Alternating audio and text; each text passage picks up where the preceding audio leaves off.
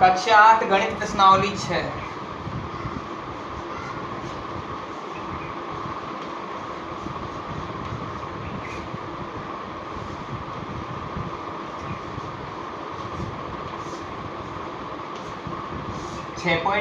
हम स्टार्ट कर रहे हैं। प्रीवियस डे वाली क्लास में हमें महत्वपूर्ण जो इसकी गुणधर्म थे कि भाई कोई संख्या पूर्ण वर्ग किस प्रकार से हो सकती है, पूर्ण वर्ग संख्या की पहचान करना, और यदि किसी संख्या का हमें विलोकन विधि द्वारा या फिर बिना गणना किए ही उसका वर्गमूल करना हो तो वह भी हमें कल पढ़ चुके थे। अब हम उसकी भूमिका के आधार पर पहला प्रश्न है, निम्नलिखित संख्याओं के वर्गों के इकाई अंक क्या होंगे। संख्याओं के वर्गों के इकाई अंक क्या होंगे। वर्ग करने के लिए हमें किसी भी संख्या को दोबारा से गुणा करना है। पहला प्रश्न है जिसका पहला वाला दिया गया है 81।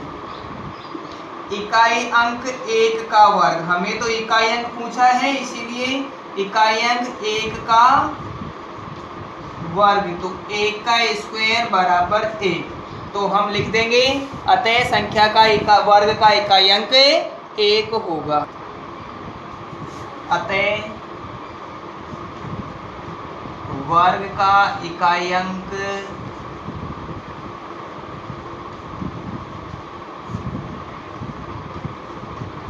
1 होगा।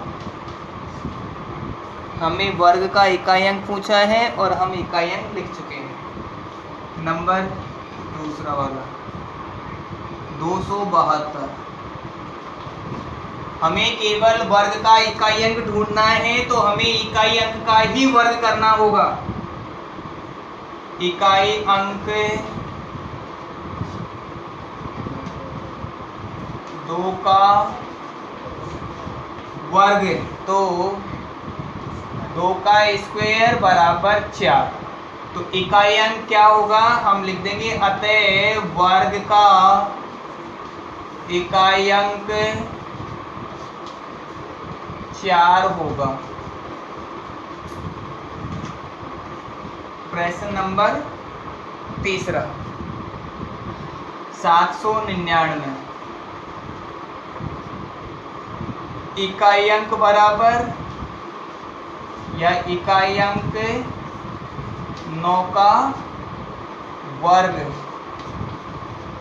9 का स्क्वायर होता है 81 के बराबर, तो लिखें हम अतः वर्ग का इकाई अंक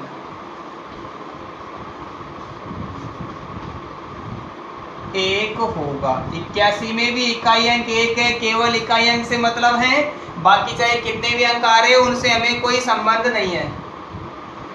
तीसरा हो गया इसी का नंबर 4। चौथे नंबर वाले में है 3853। 3853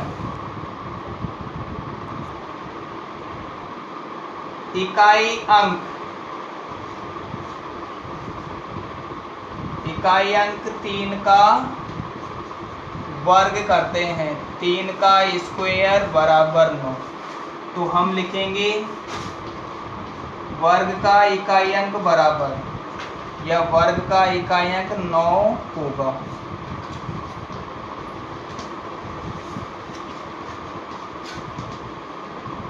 पहले प्रश्न के 4 खंड पूरे हो चुके हैं। नंबर 5वां 1234।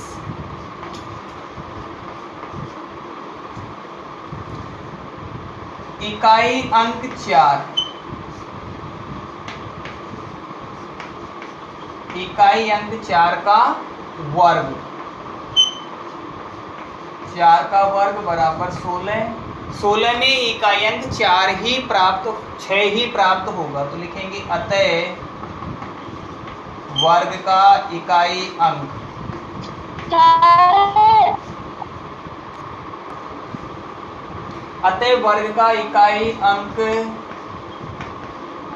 6 होगा। इसी प्रकार हम इसके पूरे 10 प्रश्नों को हल करेंगे। पहले प्रश्न के 10 खंड दिए गए हैं, उन्हें 10 खंडों में सभी में पहले उसका इकाई अंक देखना है, इकाई अंक का हमें वर्ग करना है और उस वर्ग का जो इकाई अंक होगा वही संख्या का वर्ग का इकाई अंक होगा। प्रश्न नंबर 2, निम्नलिखित संख्याएं स्पष्ट रूप से पूर्ण वर्ग संख्याएं नहीं हैं, इसका कारण दीजिए। दूसरे नंबर प्रश्न में पूर्ण वर्ग संख्याएं नहीं है, पहले ही प्रश्न में बताया गया है, पर हमें उसका कारण बताना है कि ये पूर्ण वर्ग संख्या क्यों नहीं है। पहला इसमें दिया गया है 1057। हमने पूर्ण वर्ग संख्या की पहचान के लिए पढ़ा था कि पूर्ण वर्ग संख्या का इकाई अंक 1, 4, 5, 6, 9 या 0 होता है, कभी भी 2, 3 या फिर 7 या 8 नहीं होता है, जबकि यहाँ इकाई अंक आ रहा है 7। लिखूंगा संख्या में इकाई अंक 7 है,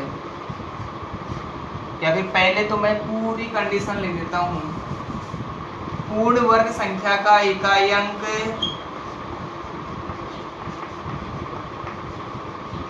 पूर्ण वर्ग संख्या का इकाई अंक 0, 1, 4, 5, 6 या 9 होता है। 6 या 9 होता है। इनमें से अगर कोई भी संख्या नहीं है तो पूर्ण वर्ग संख्या नहीं है। इस संख्या का इकाई अंक, इस संख्या का इकाई अंक 7 है, अतः यह पूर्ण वर्ग नहीं है, अतः यह पूर्ण वर्ग नहीं है। इसी का नंबर दूसरा क्वेश्चन, दूसरे में है 23,453। 23,453। मैं पहले कंडीशन पूर्ण रूपेण लिख चुका हूं कि पूर्ण वर्ग संख्या का इकाई अंक 0, 1, 4, 5, 6 या 9 होता है। इनमें से 1, 4, 5, 6 या 9 में से कोई संख्या नहीं है, अतः यह भी पूर्ण वर्ग नहीं है।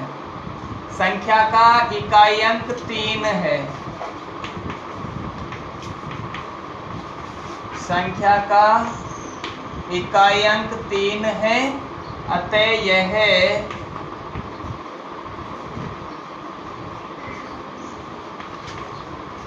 पूर्ण वर्ग संख्या नहीं है।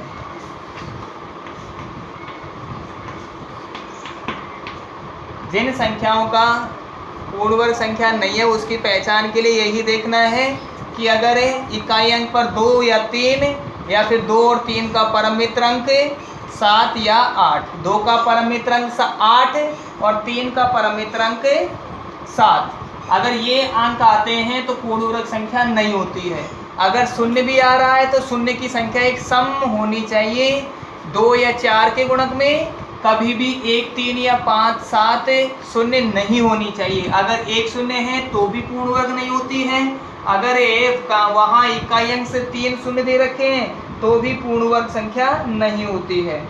अगला प्रश्न है इसका थर्ड नंबर 7,928। वही कंडीशन है, इकाई अंक 8 है, इस कारण यह पूर्ण वर्ग नहीं है। चौथे वाले में 2,22,222 है, इकाई अंक 2 आ रहा है, इसलिए यह भी पूर्ण वर्ग संख्या नहीं है। पांचवें प्रश्न को मैं हल करके बताता हूँ। पांचवें प्रश्न में है 64 और ये 000। हमें यहाँ देखना है पूर्ण वर्ग संख्या में, पूर्ण वर्ग संख्या में इकाई से शून्यों की संख्या, इकाई से शून्यों की संख्या सम होती है।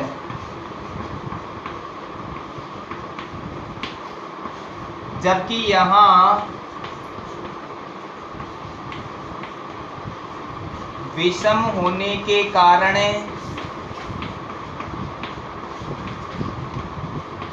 यह पूर्ण वर्ग नहीं है।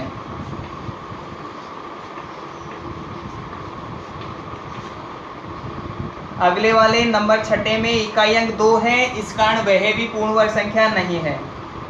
7वें वाले में इकाई से शून्यों की संख्या 3 है, 3 शून्यों की संख्या होने के कारण यह भी पूर्ण वर्ग संख्या नहीं है। 8वें नंबर वाले में 50 50 50 5,05,050 दिया गया है। इकाई से शून्य की संख्या विषम है, अर्थात लगातार 2 या 4 शून्य नहीं है, अतः यह भी पूर्ण वर्ग नहीं है। इनके कारण पूरे, हाँ प्रश्न में दिया गया है ये पूर्ण वर्ग संख्या नहीं है, हमें तो पहचान करनी थी क्यों नहीं है। प्रश्न नंबर 4, निम्नलिखित संख्याओं में से किस संख्या का वर्ग विषम संख्या होगा। तीसरा प्रश्न, इसके लिए कंडीशन लिख देते हैं, जिस संख्या का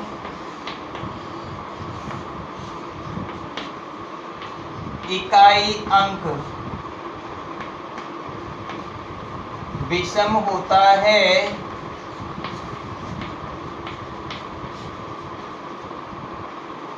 उसका वर्ग भी विषम ही होता है,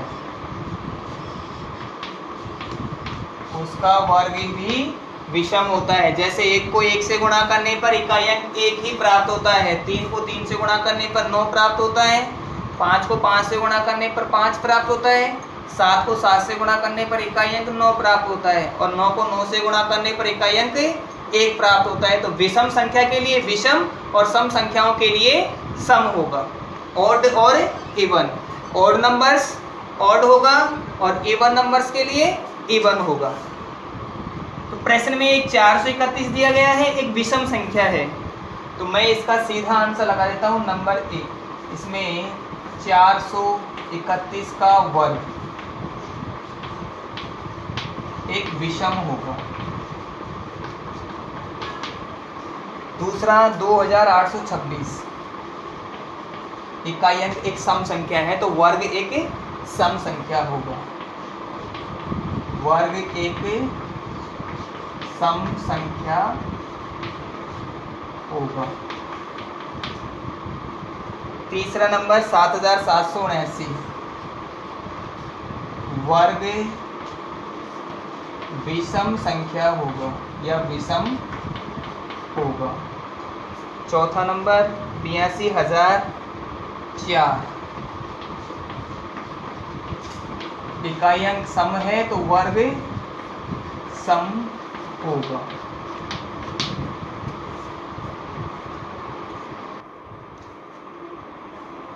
प्रश्न नंबर 4 में प्रतिरूप दिया गया है, उस प्रतिरूप का हमको अवलोकन करना है और फिर आगे उसे हल करना है। पहले दिया गया है 11 का स्क्वायर। हमारे पास में जितनी संख्या में सिंगल डिजिट वाले अंक होंगे, जैसे 1 हमारे पास डबल बार है, उसका वर्ग करते हैं, उस दौरान 2 तक हम गिनती लगाएंगे, आगे से भी और पीछे से भी। 2 बार 1 है तो 2 बार ही चलना होगा, 1 2, पीछे से भी चलाएंगे तो 1 2, अर्थात मध्य में आकर वो संख्या रुकनी चाहिए। अगर बीच में 1 बार 0 है, इसका स्क्वायर होगा। 2 बार 1 है, लगा देते हैं 1 2 1, इनके बीच में 1 0 है तो बीच में यहाँ भी 1 0 होगा। इसके बाद में अगला बीच में डबल 0, इसका स्क्वायर होगा। 2 सिंगल डिजिट अंक हैं, 1 2 और 1, मध्य में 2 शून्य है, हमें 2 शून्य ही प्रयोग में लेनी है। अगला बीच में 3 शून्य लगाई गई है और स्क्वायर 1 2 1, यहाँ हमें भी 3 शून्य प्रयोग करनी पड़ेगी। बीच में अगर 4 शून्य लगाई गई है तो वही पैटर्न होगा 1 2 और 1 का, 1 2 3 4, बीच में 4 शून्य इनके भी आएगी। अगर बीच में 6 शून्य हो तो और स्क्वायर एक हो गया, 1 2 और 1। हमें 6 शून्य प्रयोग में लेनी है।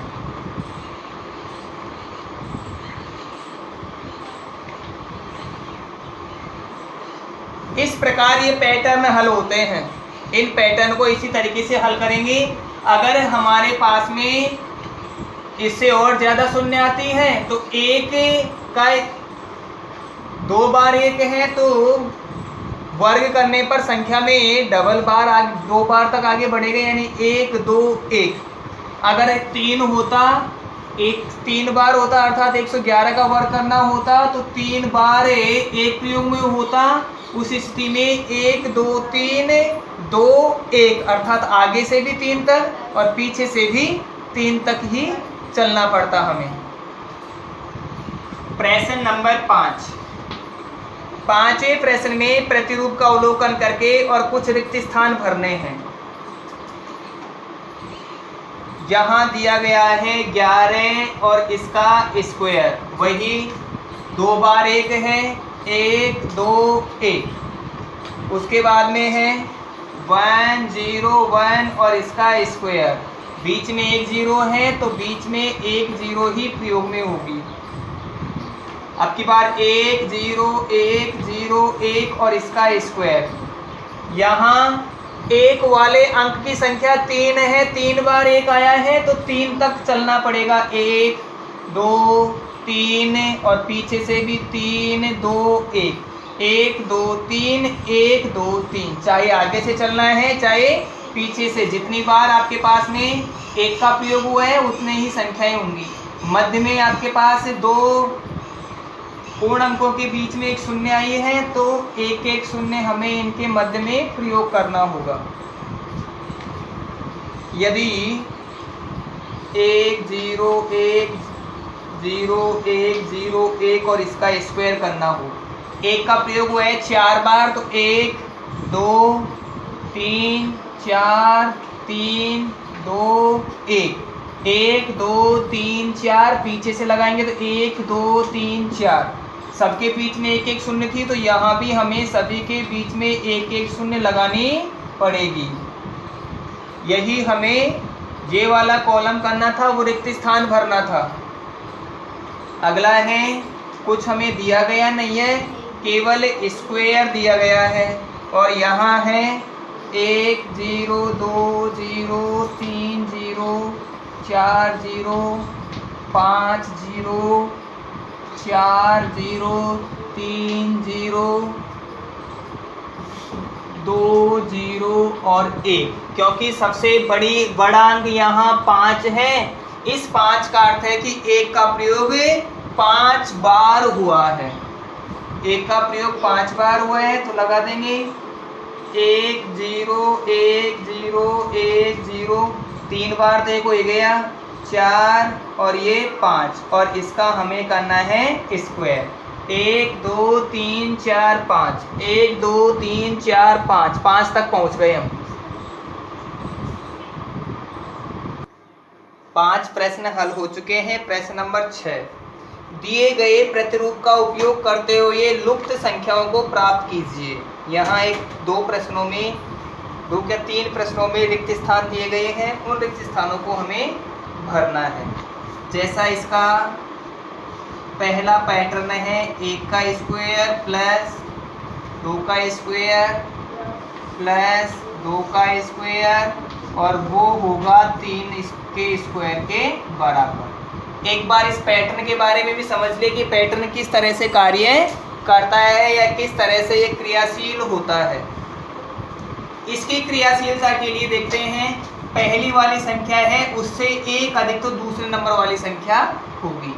पहले वाली संख्या में 1 और जोड़ दिया जाए तो दूसरी संख्या प्राप्त होगी। उसके पश्चात यदि इन दोनों संख्याओं का गुणा कर दिया जाए, शुरुआती 2 संख्याएं तो प्राप्त हो गई, दोनों संख्याओं का गुणा करेंगे, 1 को 2 के साथ गुणा करेंगे तो तीसरी संख्या प्राप्त हो जाएगी, यानी 2 1 2। ठीक है। और फिर बराबर के बाद में जैसे हमने पहले वाली संख्या प्राप्त करने के बाद में अगली संख्या के लिए 1 जोड़ा था, उसी प्रकार से जो तीसरी संख्या प्राप्त हो गई तो चौथी संख्या के लिए हमें 1 जोड़ना पड़ेगा।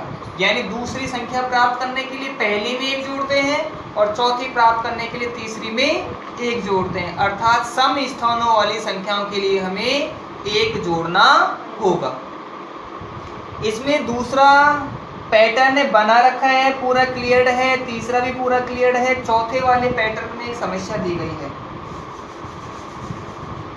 4 स्क्वायर प्लस 5 स्क्वायर प्लस, केवल स्क्वायर दिया गया है लेकिन संख्या क्या है वो संख्या नहीं दी गई है, और बराबर दिया गया है 21 का स्क्वायर। हमने पढ़ा था कि शुरुआती दोनों पदों का गुणनफल तीसरे पद के बराबर होगा, तो 4 को 5 से गुणा करने पर 20 प्राप्त होता है। तो ये हो गया 20 का स्क्वायर। चौथी संख्या प्राप्त करने के लिए 20 के स्क्वायर में हमें 1 जोड़ना पड़ेगा। अगला 5 स्क्वायर प्लस, और ये स्क्वायर दिया गया है, प्लस 30 का स्क्वायर और बराबर 31 का स्क्वायर। ऐसे प्रश्नों को हल करने के लिए जब हमें दूसरा पद गायब किया गया है तो यहाँ देखते हैं कि 5 को किससे गुणा करने पर 30 आया होगा। ऐसी संख्या ढूंढेंगे जिससे गुणा करने पर 5 को गुणा करने पर 30 प्राप्त हुआ होगा। 5 को हम 6 से गुणा करेंगे तभी हमें 30 प्राप्त होगा, तो यहाँ हमें लिखना होगा 6। जहाँ जहाँ रिक्त स्थान थे मैं वहाँ अंडरलाइन कर देता हूँ। अगले वाले स्टेप में 6 स्क्वायर प्लस 7 स्क्वायर प्लस, फिर स्क्वायर दिया गया है, फिर बराबर के चिन्ह के बाद में फिर से स्क्वायर दिया गया है। 6 को और 7 को गुणा करने पर 42 प्राप्त होता है, अतः ये वाला पैटर्न तो 42 हो गया। चौथी संख्या तीसरी से 1 ज़्यादा होती है तो यहाँ प्राप्त होगा हमें 43। इस प्रकार प्रश्न नंबर 6 के सभी पैटर्न हल होंगे। प्रश्न नंबर 7 पर पहुँच जाते हैं। योग संक्रिया किए बिना निम्न योगफल ज्ञात कीजिए, यानी हमें जोड़ना नहीं है और फिर भी इनका योगफल प्राप्त करना है। 1 प्लस 3 पहले वाले प्रश्न में है, 7वें में, प्लस 5 प्लस 7 प्लस 9।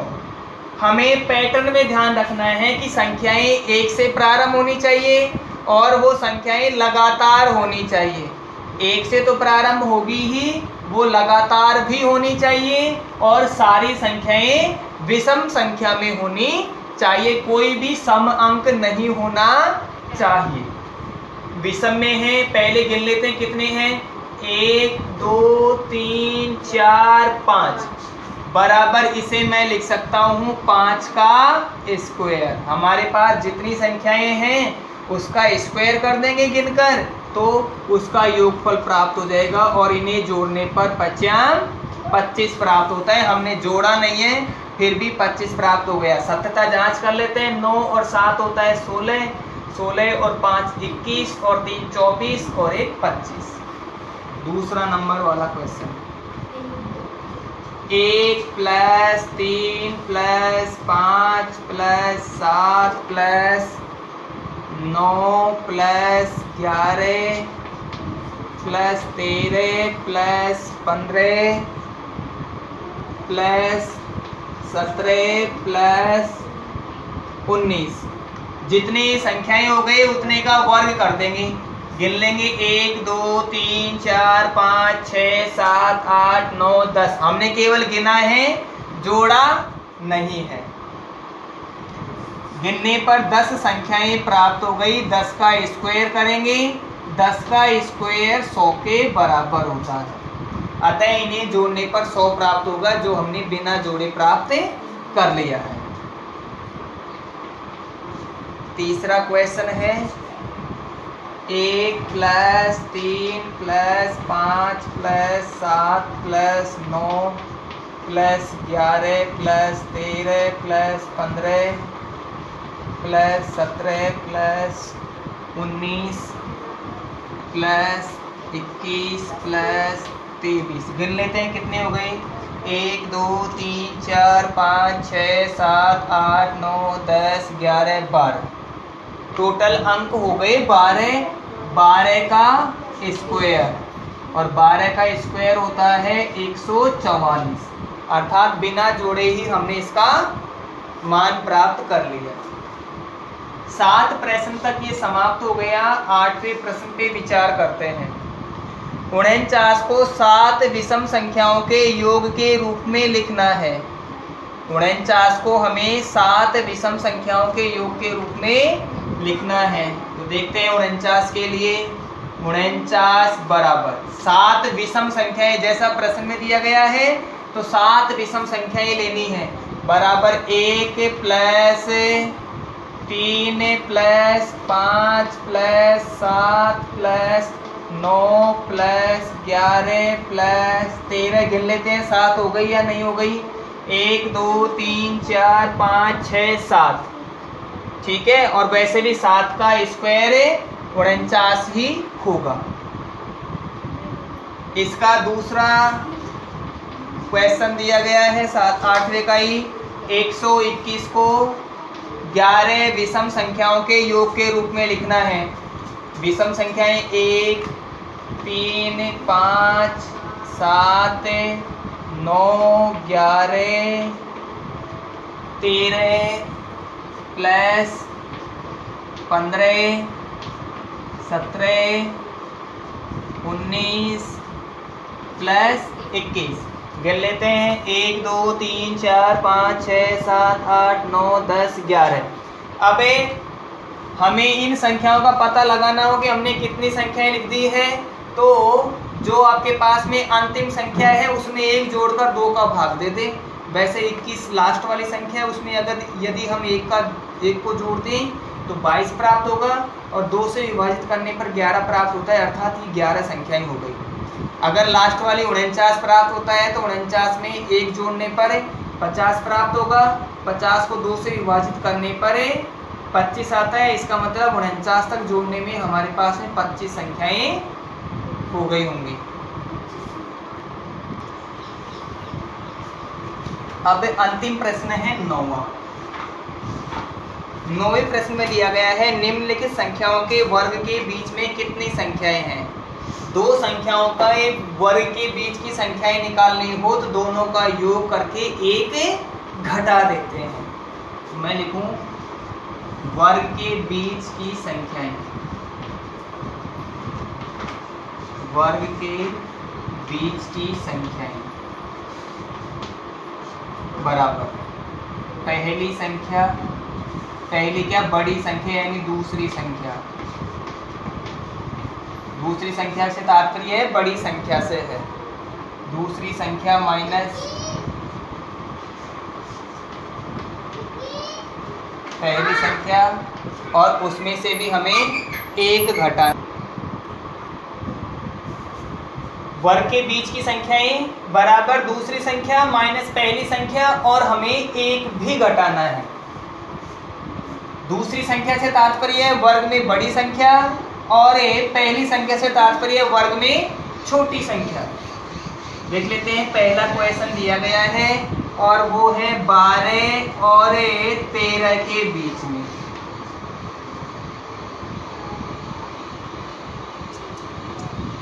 माइनस न करके हमें प्लस करना है। यहाँ लगा दे 13 प्लस 12 और माइनस 1, 13 और 12 होगा 25, इसमें से 1 घटाएंगे 24 प्राप्त होगा। अतः इनके वर्गों के मध्य 24 संख्याएं होंगी। इसका सत्यापन हम 12 का स्क्वायर करके और 13 का स्क्वायर करके और आपस में घटाकर भी कर सकते हैं, पर हमें वो तकनीक उपयोग में नहीं लेनी। 25 और 26 वही पहली संख्या प्लस दूसरी संख्या, 26 प्लस 25 और घटाना है हमें 1, 26 और 25 होगा 51 माइनस 1 बराबर 50। हमें पता चल गया कि दोनों के मध्य में 50 परिमेय संख्याएं हैं, 99 और 100, ये थर्ड नंबर वाला